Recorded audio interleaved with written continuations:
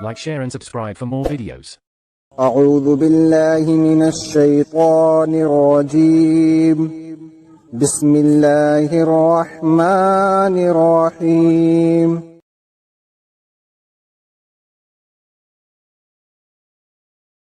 دین اور شریعت اور شریعت کا فرق، احکام شریعت معلوم کرنے کے ذرائع، فقہ، تصوف۔ اب تک ہم نے تم کو جو کچھ باتیں بتائی ہیں وہ سب دین کی باتیں تھیں۔ اب ہم محمد صلی اللہ علیہ وسلم کی شریعت کے متعلق تم سے کچھ بیان کریں گے، مگر سب سے پہلے تمہیں یہ سمجھ لینا چاہیے کہ شریعت کہتے کسے ہیں اور شریعت اور دین میں فرق کیا ہے۔ دین اور شریعت کا فرق پچھلے ابواب میں تم کو بتایا جا چکا ہے کہ تمام انبیاء دین اسلام ہی کی تعلیم دیتے چلے آئے ہیں، اور دین اسلام یہ ہے کہ تم اللہ کی ذات و صفات اور آخرت کی جزا و سزا پر اس طرح ایمان لاؤ جس طرح اللہ کے سچے پیغمبروں نے تعلیم دی ہے۔ اللہ کی کتابوں کو مانو اور تمام من مانے طریقے چھوڑ کر اسی طریقے کو حق سمجھو جس کی طرف ان کتابوں میں رہنمائی کی گئی ہے۔ اللہ کے پیغمبروں کی اطاعت کرو اور سب کو چھوڑ کر انہی کی پیروی کرو۔ اللہ کی عبادت میں اللہ کے سوا کسی کو شریک نہ کرو۔ اسی ایمان اور عبادت کا نام دین ہے، اور یہ چیز تمام انبیاء کی تعلیمات میں مشترک ہے۔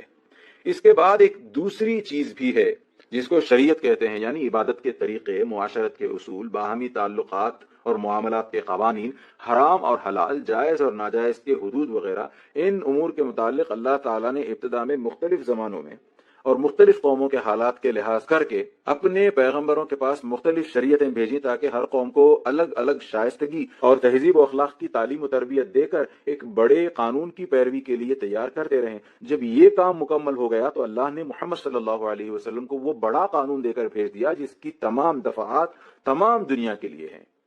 اب دین تو وہی ہے جو پچھلے انبیاء نے سکھایا تھا، مگر پرانی شریعتیں منسوخ کر دی گئی ہیں اور ان کی جگہ ایسی شریعت قائم کی گئی ہے جس میں تمام انسانوں کے لیے عبادت کے طریقے اور معاشرت کے اصول اور باہمی معاملات کے قانون اور حلال و حرام کے حدود یکساں ہیں۔ احکام شریعت معلوم کرنے کے ذرائع۔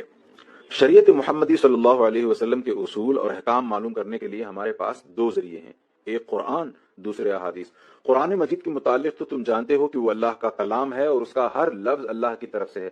رہی حدیث تو اس سے وہ روایت مراد ہیں جو رسول اکرم صلی اللہ علیہ وسلم سے ہم تک پہنچی ہیں۔ رسول اکرم صلی اللہ علیہ وسلم کی ساری زندگی قرآن کی تشریح تھی۔ نبی ہونے کے بعد سے 23 سال کی مدت تک آپ صلی اللہ علیہ وسلم ہر وقت تعلیم اور ہدایت میں مشغول رہے اور اپنی زبان اور اپنے عمل سے لوگوں کو بتاتے رہے کہ اللہ کی مرضی کے مطابق زندگی بسر کرنے کا طریقہ کیا ہے۔ اس زبردست زندگی میں صحابی مرد اور صحابیہ عورتیں اور خود نبی کریم صلی اللہ علیہ وسلم کے عزیز رشتہ دار اور آپ کی بیویاں سب کے سب آپ صلی اللہ علیہ وسلم کی ہر بات غور سے سنتے تھے، ہر کام پر نگاہ رکھتے تھے اور ہر معاملے میں جو ان کو پیش آتا تھا آپ صلی اللہ علیہ وسلم سے شریعت کا حکم دریافت کرتے تھے۔ کبھی آپ صلی اللہ علیہ وسلم فرماتے فلاں کام کرو اور فلاں کام نہ کرو، جو لوگ حاضر ہوتے وہ اس فرمان کو یاد کر لیتے تھے۔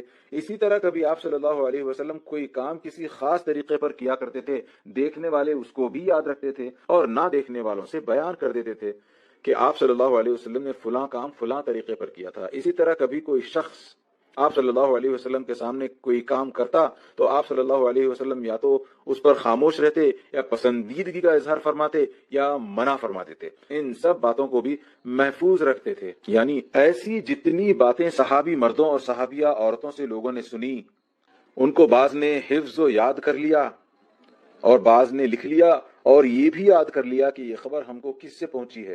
پھر ان روایتوں کو رفتہ رفتہ کتابوں میں جمع کر لیا گیا۔ اس طرح حدیث کا ایک بڑا ذخیرہ فراہم ہو گیا جس میں خصوصیت کے ساتھ امام مالک اور امام بخاری اور امام مسلم اور امام ترمذی، امام ابو داؤد، امام نسائی اور امام ابن ماجہ کی کتابیں بہت مستند خیال کی جاتی ہیں۔ Like, share and subscribe for more videos.